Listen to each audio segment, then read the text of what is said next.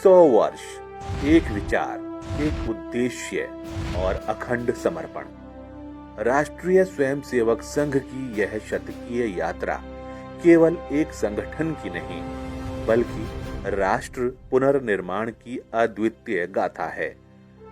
इस 100 वर्ष के कालखंड में संघ कार्य ने 4 प्रमुख पड़ाव तय किए और हर पड़ाव भारत की चेतना का नया अध्याय बना। आइए जानते हैं इस यशस्वी यात्रा के वो 4 ऐतिहासिक पड़ाव।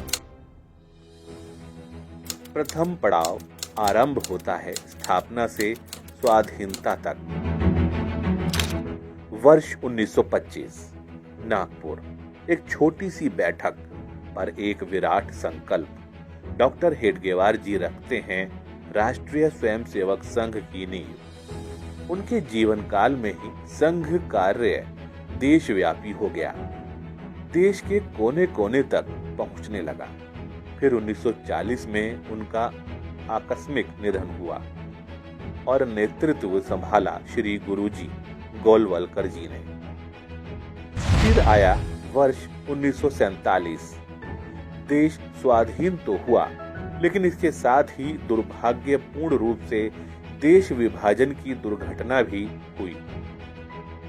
ऐसे कठिन समय में श्री गुरुजी के आह्वान पर कई स्वयंसेवकों ने संघ कार्य के शीघ्र विस्तार में स्वयं को झोंक दिया। स्वयंसेवक हिंदुओं की रक्षा, पुनर्वास और सेवा के लिए जुट गए।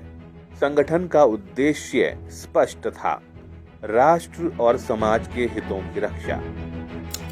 विभाजन के दंश के बाद आता है संघ का अद्वितीय पड़ाव। आजादी के तुरंत बाद 1948 में राजनीतिक कारणों से संघ पर प्रतिबंध लगाया जाता है। श्री गुरुजी सहित कई कार्यकर्ताओं को जेल भेजा जाता है, लेकिन संघ के स्वयंसेवकों द्वारा लोकतांत्रिक पद्धति से किए गए सत्याग्रह के चलते सरकार को झुकना पड़ा और प्रतिबंध हटाना पड़ा। इसके बाद आरंभ हुआ संघ से प्रेरित संगठनों का विराट विस्तार।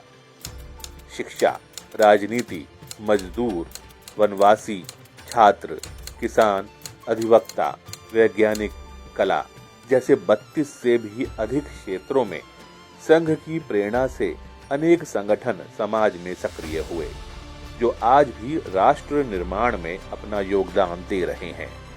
अब संघ यात्रा अपने तृतीय पड़ाव में प्रवेश करती है, जब सेवा, समरसता और संपर्क का विस्तार आरंभ होता है।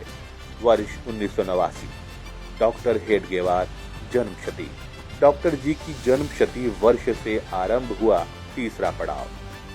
अब संघ एवं स्वयंसेवकों की दिशा थी वंचितों, पिछड़ों और दुर्बलों तक पहुंचना। 1990 में सेवा विभाग की स्थापना हुई। संपूर्ण समाज को प्रेम और आत्मीयता के आधार पर संगठित करने की दिशा में यह महत्वपूर्ण कदम था। वर्तमान में भी स्वयंसेवकों द्वारा विभिन्न संस्थाओं के माध्यम से लगभग 1,29,000 सेवा कार्य और गतिविधियां संचालित हैं। 1994 में संपर्क विभाग शुरू हुआ। राष्ट्र की सर्वांगीण उन्नति के लिए समाज के प्रभावी व्यक्तियों को जोड़ा गया।